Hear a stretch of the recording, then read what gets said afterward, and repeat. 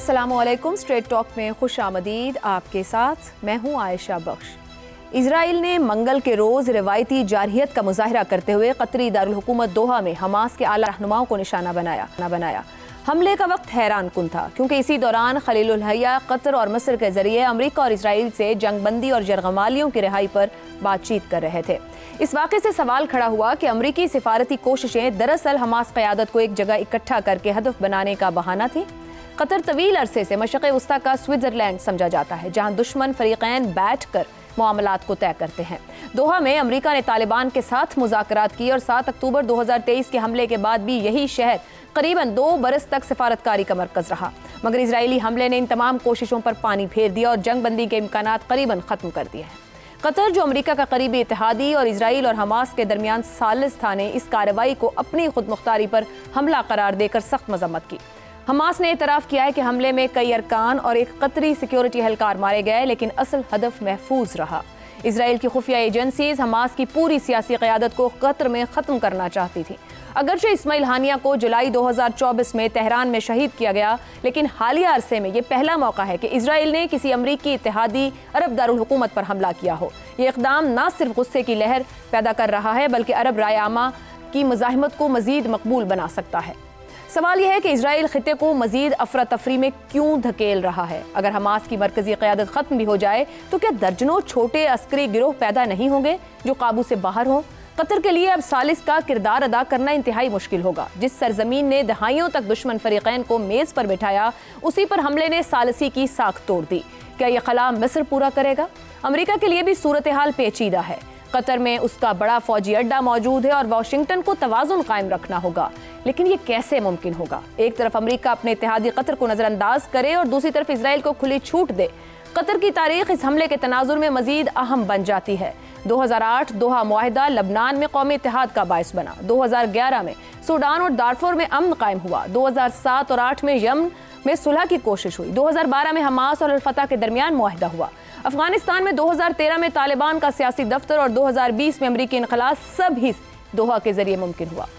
2021 से 23 तक कतर ने गजा में जंगबंदी और कैदियों के तबादले में अहम किरदार अदा किया, लेकिन अब सूरत हाल यकसर मुख्तलिफ है। इजराइल पहले ही ईरान, यमन, शाम, लेबनान की सालमियत पर हमले कर चुका है। अब उसने कतर जैसे अमरीकी इत्तेहादी को भी निशाना बनाया है। सवाल यह है कि इसके असरात क्या होंगे? क्या कतर और दीगर अरब ममालिक को सख्त पॉलिसी अपनाने पर मजबूर होना पड़ेगा? क्या गजा जंग पर मुज़ाकरात मजीद दफन होंगे? और सबसे बढ़कर अमरीका, जो हमेशा इजराइल की पुष्ट पर खड़ा रहा है, कि अब अपने अरब इत्तेहादी मोल लेगा या फिर एक बार इजराइल के हर कदम पर आंख बंद करके मोहरे तस्दीक सब्त करेगा?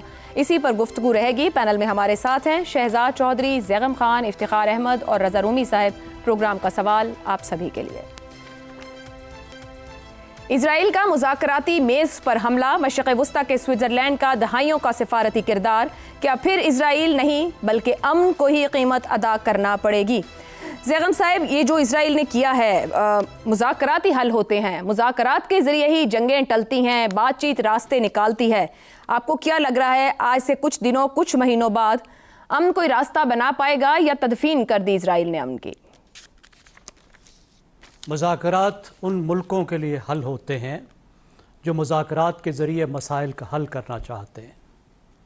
वो मुल्क जो नस्ल कुशी के ज़रिए, कत्लेआम के ज़रिए, कब्ज़े के ज़रिए, सेटलर कलोनियलिज़म के ज़रिए मसाइल को हल करना चाहें, उनके नज़दीक अमन नेगोशिएशन हल नहीं होता, उनके नज़दीक हल जंग होता है। पिछले 1 महीने में इसराइल 5 मुल्कों पर बमबारी कर चुका है।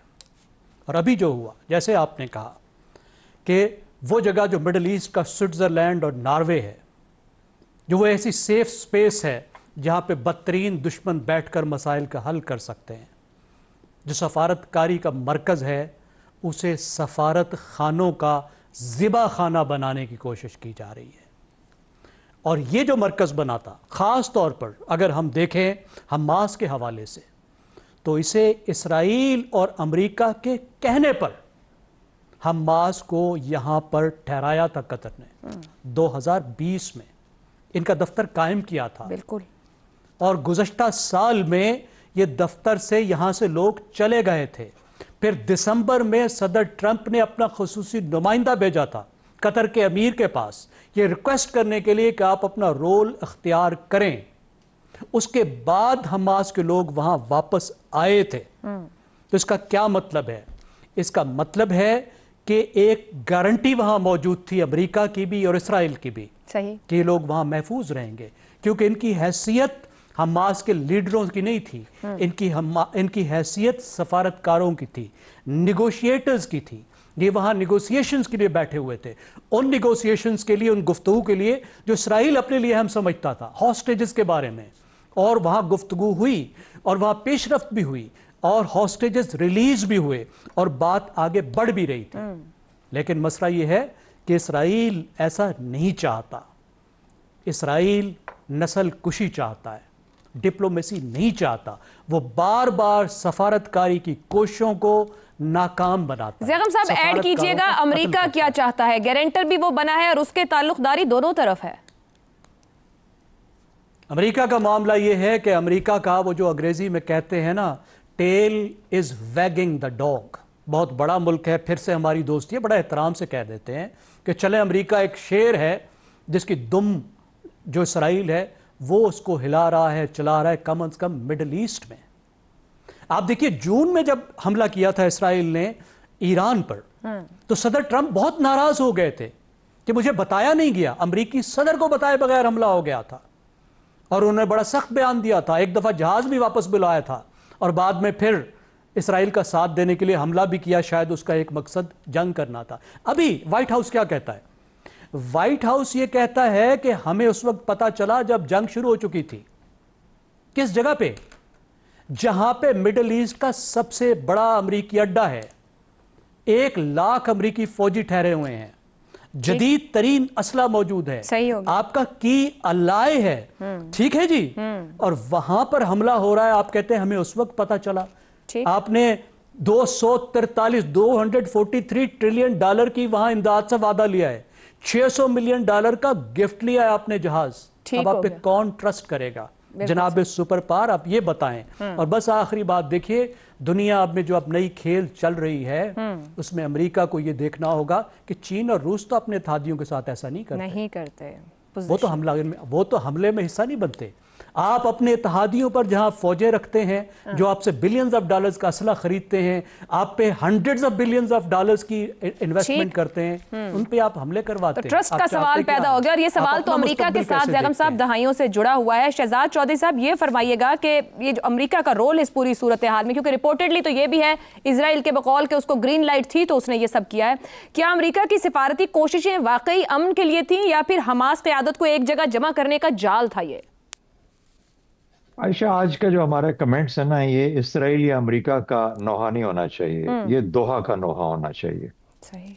आज हमें दोहा का नोहा कहना चाहिए। स्विट्जरलैंड कितना न्यूट्रल है, आपने कभी सोचा है? हम न्यूट्रल कहते हैं स्विट्जरलैंड को, कितना न्यूट्रल है। दुनिया भर की क्रिमिनल प्रोसीड्स जो हैं वो स्विट्जरलैंड में आके पनाह ले लेती हैं।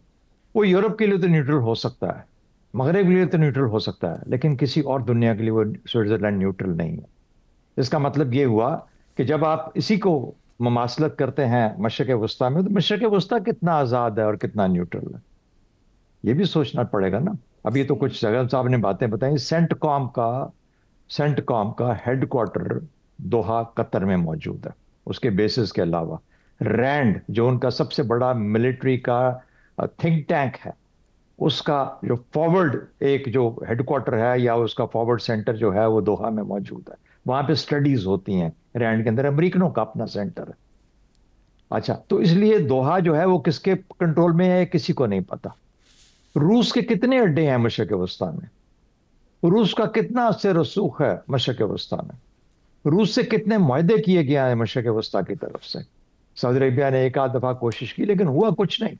बिलियंस ऑफ डॉलर्स के मुआहदे कहां पे हैं? तो मशरिक़ वस्ता आपको 2 हिस्सों में बटा नजर आता है। जब आप इस तरीके से देखते हैं तो फिर वो जो न्यूट्रलिटी का एक अंसर है वो गालिबन हमें गायब नजर आता है। ईरानी मिसाल का जिक्र हुआ, कितने ही हमारे सामने, यानी उससे पहले ये कहा गया कि हमने अमेरिका को बता दिया था, अमेरिका ने दोहा को बता दिया था कि हमला आने वाला है। प्रेसिडेंट ट्रंप ने कहा मुझे पता था, एग्जैक्ट टाइम बता दिया गया था और हमने अपने लोगों को वहां से इनखला कर लिया था कि यहाँ पे हमले होंगे, आप निकल जाए यहाँ से। तो जहां पे इस किस्म की कोऑर्डिनेशन हो, वहां पर अगर इस किस्म का काम हो जाता है तो उसमें हैरानी नहीं होनी चाहिए। इसराइल का रोल क्या है? अब मैं एक मुल्क का नाम लूंगा, शायद उसके अंदर भी हमारा मसला पड़ जाए। वहां यूएई के अंदर, अबू धाबी के अंदर, दुबई के अंदर, उनके एक चंद साल पहले की बात है, शायद 8 7 8 साल हुए होंगे, 10 साल हुए होंगे, उनके एक लीडर हमास के, पैलेस्टाइन के लीडर, उनको वहां पे उनके होटल के अंदर एलिमिनेट किया गया बाय इजरायली जो उनके एजेंसी इंटेलिजेंस के लोग थे। और जगहों पे आपको ईरान के अंदर पता है कि वहां पे अटैक करके डायरेक्टली अटैक खत्म कर दिया गया उसको। ये तीसरा मरहला आपके, तीसरी चीज आपके सामने है। यानी कोई ना कोई तो ये सोच रहा है हमें हमास को मुकम्मल तौर पे खत्म करना है। कोई ना कोई ये सोच रहा है कि ताकत असल में मेन और फाइनल आर्बिटर है इस दुनिया के अंदर, और गालिबन शायद ऐसा ही है।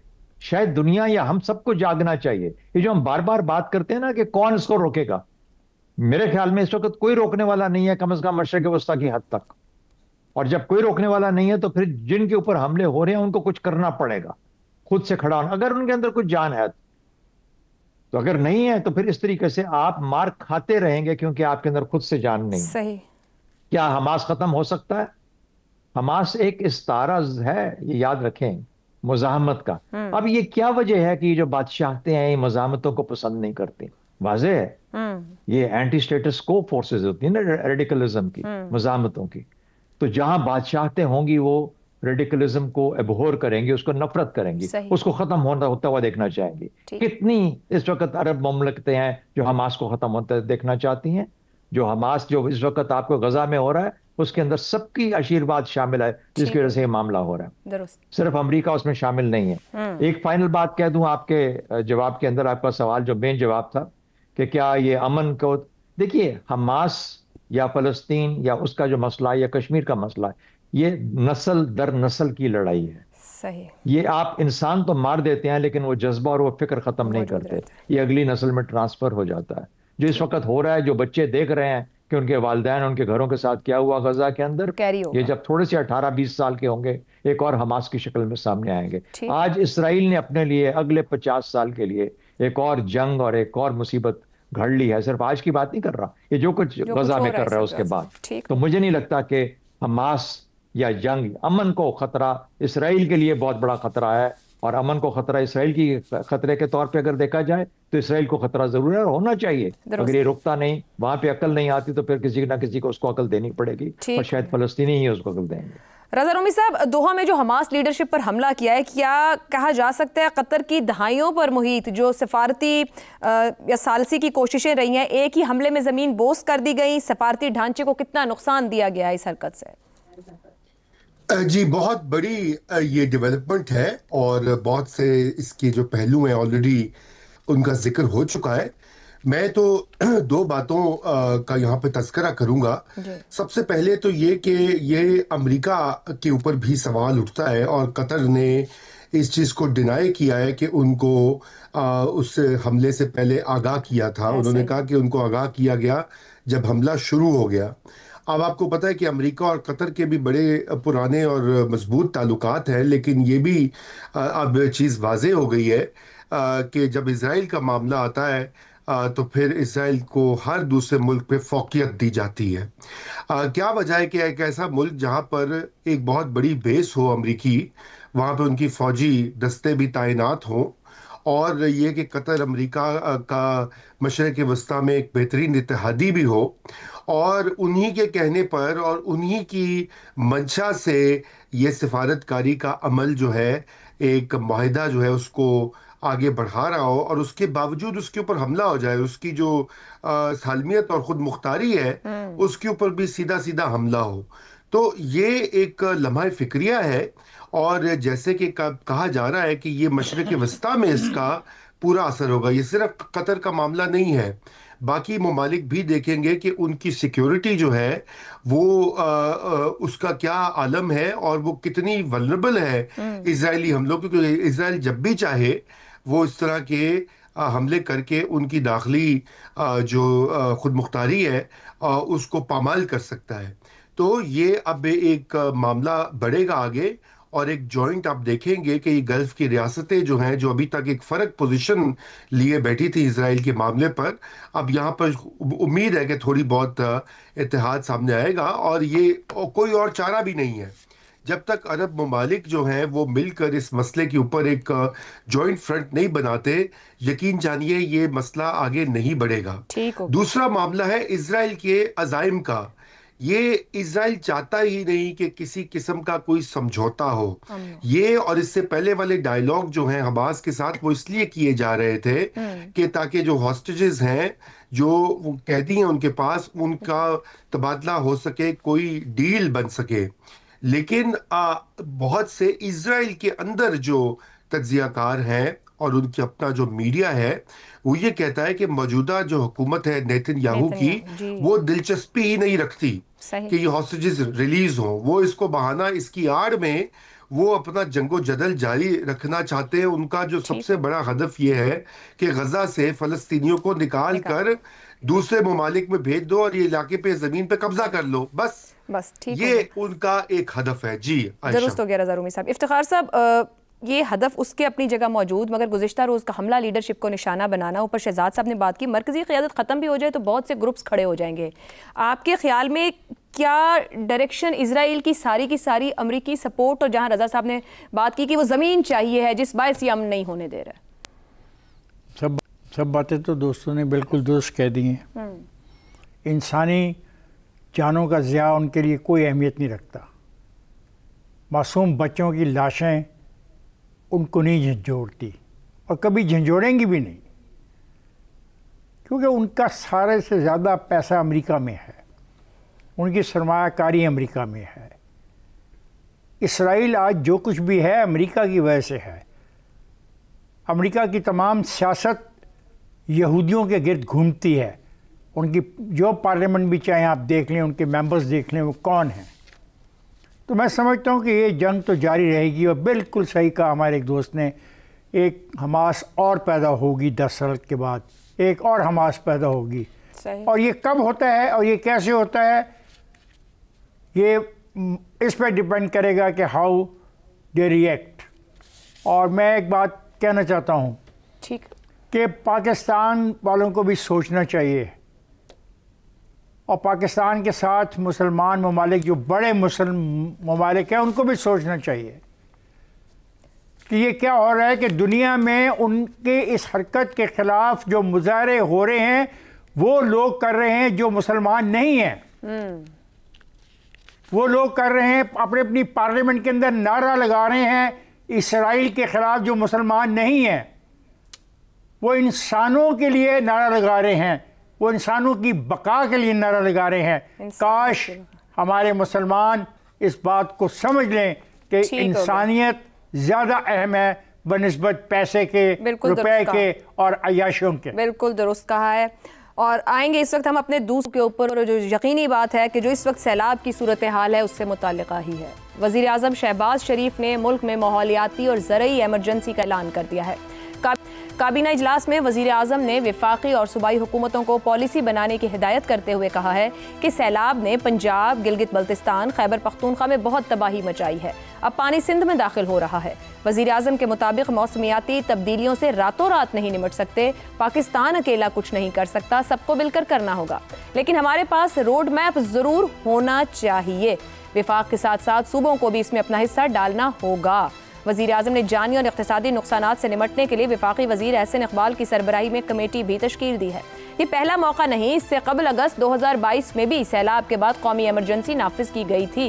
और अगर 2010 के सैलाब की तबाहकारियों को याद करें तो उस वक्त के वज़ीर आज़म यूसुफ रज़ा गिलानी ने कहा था कि ये सैलाब पाकिस्तान को कई साल पीछे ले गया है। आज 2025 के सैलाब पर वफाकी वज़ीर एहसन इक़बाल भी ये कह रहे हैं कि ये सैलाब हमारी 30 साला मेहनत बहा ले गया है, जिससे पाकिस्तान 30 साल मज़ीद पीछे चला गया है।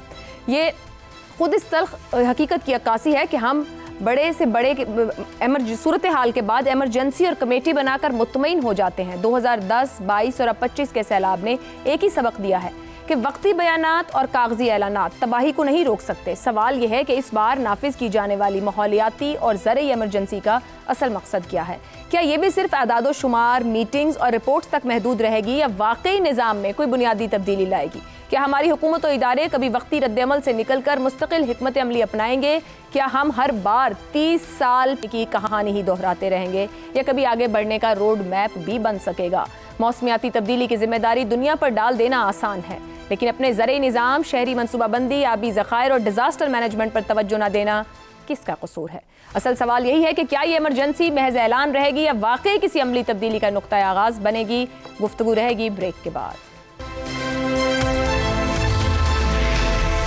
प्रोग्राम में एक बार फिर खुश आमदीद। और हमारा सवाल इस तरह से, सैलाब की तबाहकारियां, वज़ीर आज़म ने माहौलियाती और ज़रई एमरजेंसी का निफाज कर दिया। 2022 में भी एमरजेंसी, हुक्मरान भी वही और ऐलानात भी। एमरजेंसी का नफाज अवामी मफाद या सिर्फ हुकूमती नाअहली छुपाने की एक ढाल? इफ्तिखार साहब, क्या ऐलानात नताइज देते हैं या इनका मतलब सिर्फ एक टीवी स्क्रीन पर ब्रेकिंग न्यूज़ आए और बताया जाए कुछ तो किया जा रहा है? ये वज़ीर आज़म ने भी एक एमरजेंसी का ऐलान किया है।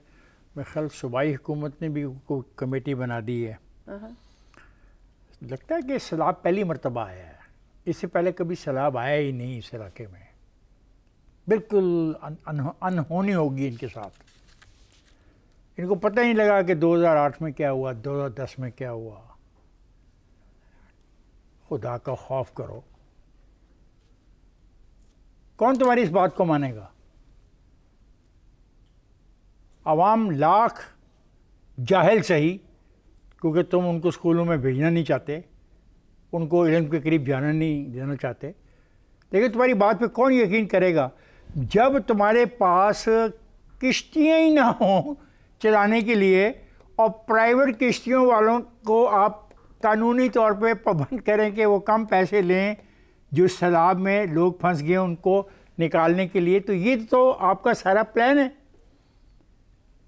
मैं आपको ये आज बता दूं कि अगले साल ज़्यादा बारिशें होंगी, और मैं आपको ये भी बता दूं कि अगले साल तक दरियाए चनाब पर कोई इंडियन डैम नहीं बन जा पाएगा जो वहाँ की बारिशों को रोक के फिर आपकी तरफ फेंके। तो ये बात तो मैं आपको बता रहा हूँ, ना मैं इतना पढ़ा लिखा हूँ, ना मैं माहिर हूँ, ना मैं माहिर आपाशी हूँ।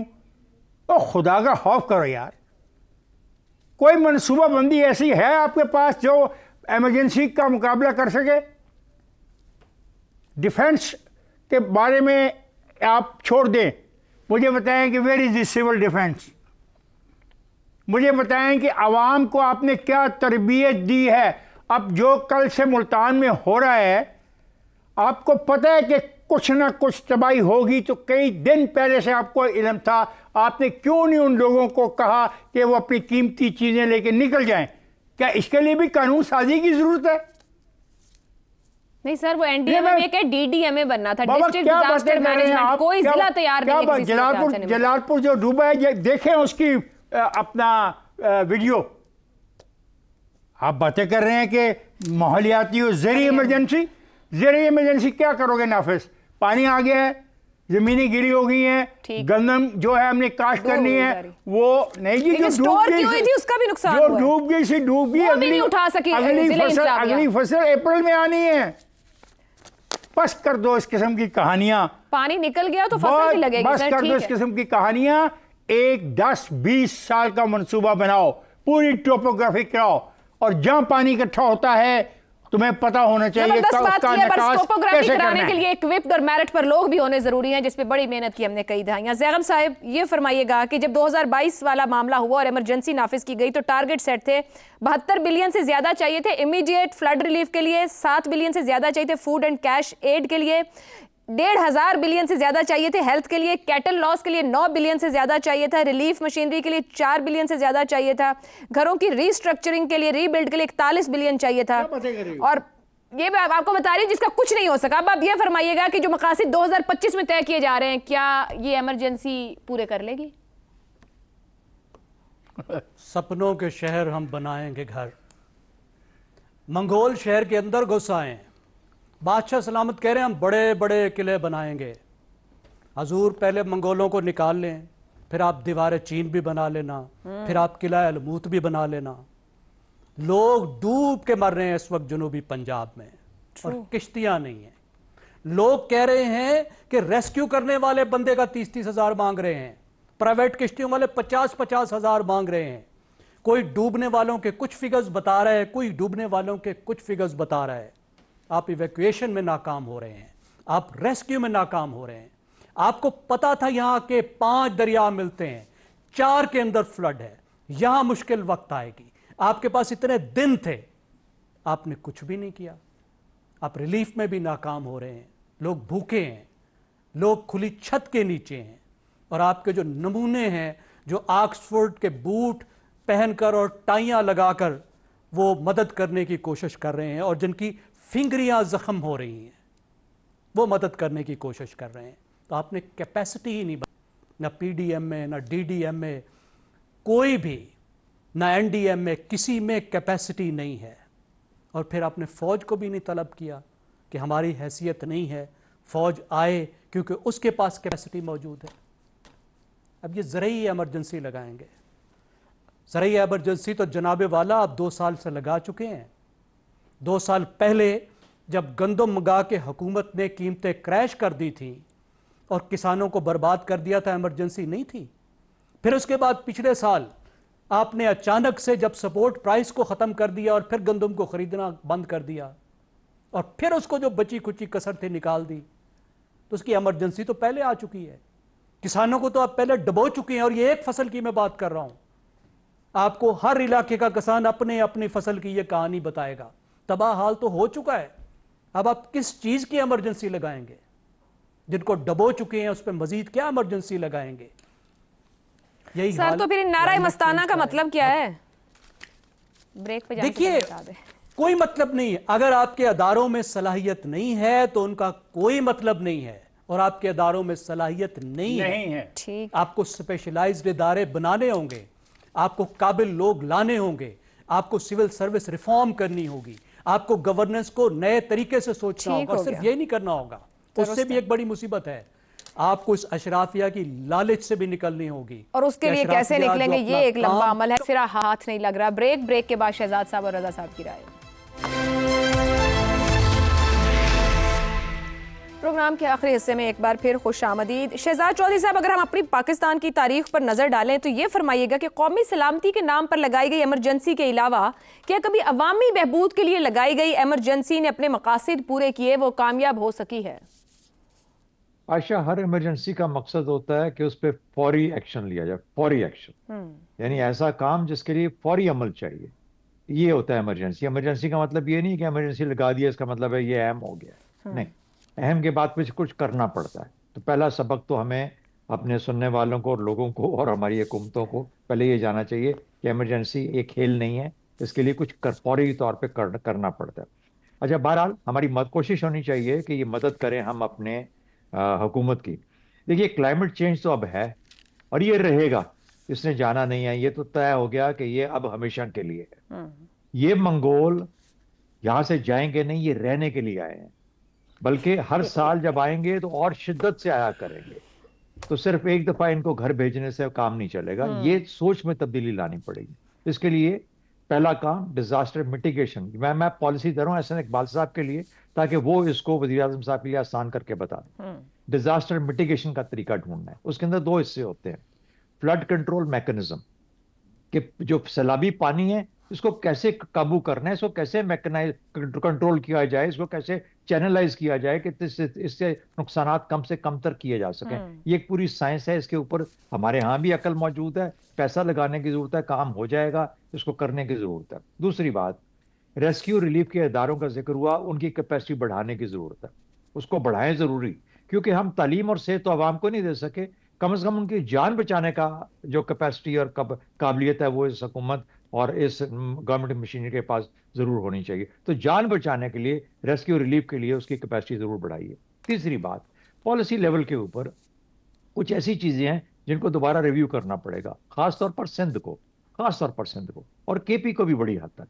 कालाबाग डैम की क्या वजह है कि हम उसको नहीं बना सकते? उसको छोड़ के कोई और डैम बना, कोई और नाम दे दें उसको, कोई डैम बनाए, रिजर्वॉयर्स बनाए। कैनाल्स का जो थर कैनाल का मंसूबा था, अगर बनाया होता तो सतलज पे जो इस दफा की यलगार आई है वो उधर को चैनलाइज की जा सकती। सही हो गया। लेकिन हम दूर की बहुत बात सोचते नहीं है, हम अपने नारे और स्लोगन दे के बैठे होते हैं। तो तमाम का तमाम जब मरबूत तौर पे इस मामले को देखा जाएगा, क्योंकि क्लाउड ये जो है क्लाइमेट चेंज, ये तो अब हमेशा के लिए आपके पास रहेगा, इसको नहीं कुछ, इसके लिए इसकी तैयारी आपको करनी है, पॉलिसी, एडमिनिस्ट्रेशन और अपने डिजास्टर मैनेजमेंट के और डिजास्टर मिटिगेशन के तरीकों से। एडमिनिस्ट्रेशन सबसे बड़ा मरहला, जो आपके लोग इस तरह के हों जो फौरी तौर पे अमल कर सके उन चीजों पे, जिससे लोगों की जान बचाई जा सके। दुरुस्त हो गया। रजा रूमी साहब, बार बार सेहत इमरजेंसी, ज़राई इमरजेंसी, तालीमी इमरजेंसी और माहौलियाती इमरजेंसीज, ये सब इमरजेंसीज हमारे यहाँ लगती रही हैं, लगती रहती हैं। ये 2022 के सैलाब की इमरजेंसी और आज की इमरजेंसी के इसमें ऐलान में क्या फ़र्क है?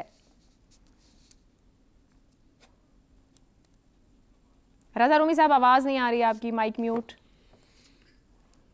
सॉरी, ये वही तरीका है जो कि रवायती तरीका है, ब्यूरोक्रेटिक तरीका है कि बस इमरजेंसी नाफिज कर दे। लेकिन बहरहाल इससे एक चीज जरूर होती है कि हुकूमतों की जो अलर्टनेस है और सीरियसनेस है उसका एक इजहार होता है सूबाई और फेडरल लेवल के ऊपर। देखिए, पहली तो ये बात है कि हम कई बार पाकिस्तान की जो गवर्नेंस के मसाइल हैं इसी प्लेटफॉर्म पर उनकी निशानदही कर चुके हैं बारहा, मगर इस बार ये भी हमें देखना जरूरी है, टू बी फेयर, कि जिस स्केल का सैलाब आया है वो भी गालिबन एक बहुत ही एक्स्ट्रा ऑर्डिनरी किस्म का ये पानी का जोर है। और ये सिर्फ पाकिस्तान में नहीं, अगर आप देखें हमारे पड़ोस हिंदुस्तानी पंजाब में जो तबाही हुई है और जारी है वो भी बहुत ज्यादा है। तो इसलिए पहली तो ये चीज है, इसको हमें एक्नॉलेज करना चाहिए। मगर अगर ये कम हो या ज्यादा हो, जिस तरह के हालात और मौसमियाती तब्दीलियां हैं, हुकूमत को और हर सतह के ऊपर प्रिपेयर्ड होना चाहिए। और उस प्रिपेयर्डनेस में इस बार भी कमी आई। यही वजह है कि अब इमरजेंसियां नाफिज होंगी और कर्जे मांगे जाएंगे और कशकोल उठाया जाएगा। अगर इससे पहले ही तैयारियां की गई होती, रिवर मैनेजमेंट को सही तवज्जो दी गई होती और जो हमारी मुख्तलिफ अथॉरिटीज हैं सूबे के लेवल के ऊपर, डिस्ट्रिक्ट के लेवल के ऊपर, सिविल डिफेंस, अगर उनकी तैयारी होती तो शायद इतना बड़ा, जिसे कहना चाहिए, इंसानी बहरान ना पैदा होता। मगर अब वो हो गया है, तो इससे अब सबक सीखने की ये जरूरत है कि हमें 2-3 चीजें करनी होगी। हम वो सबक सीख लेंगे रजा साहब। जी देखिए, उम्मीद की जा सकती है, वैसे ज्यादा तवक्को तो नहीं है अगर माजी का एक जायजा लें, लेकिन एक डिस्ट्रिक्ट लेवल के ऊपर DDMA ने भी बनना था, कागजों पे मौजूद होती है Ayesha district disaster management authority, लेकिन अमलन उसका कोई वजूद नहीं है, लोकल गवर्नमेंट्स का कोई वजूद नहीं है। और मैं बारहा ये कहता हूं कि ये पाकिस्तान कोई गरीब मुल्क नहीं है, ये हमारे हुक्मरानों ने लोगों को धोखा दिया हुआ है कि जी हम बड़े गरीब हैं, हमें कर्जा चाहिए और ये चाहिए। अपने वसाइल को इंसानों की तरफ और अवाम की तरफ मुंतकिल करें, डाइवर्ट करें, तो हम शायद कुछ मुस्तकबिल में बेहतरी आ सके। और बस इसी उम्मीद के साथ प्रोग्राम खत्म करेंगे कि जो ऐलान किए गए हैं वो कागजों तक महदूद ना रहें और इमरजेंसी के मतलब को कम से कम डिक्शनरी में समझ लें कि तेज और फौरी तरीन अमल करके दिखाना है। इजाजत दीजिए, अल्लाह हाफ़िज़।